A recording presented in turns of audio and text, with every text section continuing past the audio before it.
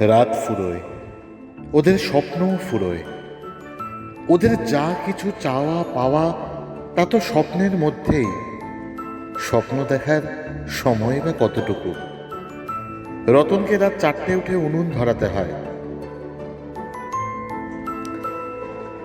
মিলের ভো বাজবার 1 ঘন্টা আগেই। দুর্গাকেও ওই সময় উঠতে হয়। বাসি পাট সেরে লাইন দিতে হয় সরকারি দুধের দোকানে। তারপর 6:30টার মধ্যে খুকুকে পৌঁছে দিতে হয় স্কুলে। আর তনু, ওকেও উঠতে হয় কাক ডাকা ভোরে, অন্ধকার থাকতে থাকতে। এরা অনাদরের অবহেলার শিশু।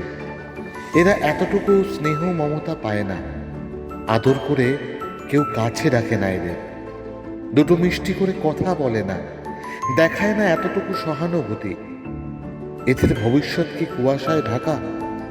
অবহেলার চড়াই উতরাই পেরিয়ে এরা কি কখনো পৌঁছাবে না উজ্জ্বল সুন্দর জীবনে? খুঁজে পাবে না আলোর ঠিকানা? নিশ্চয়ই পাবে। শুনছো না, তনুর কণ্ঠে তারই প্রতিধ্বনি। ওর বাবা পুরনো জমিটা আবার ফেরত পাবে, ধান রুইবে ঝমঝম বৃষ্টিতে। তারপর তনুদের মাঠ ভরা ধান সমুদ্রের ঢেউয়ের মতো বাতাসে ফুলে ফুলে উঠবে। চকচকে কাস্তে নিয়ে তনুর বাবা সোনার ধান কেটে নিজের গোলায় তুলে আনবে।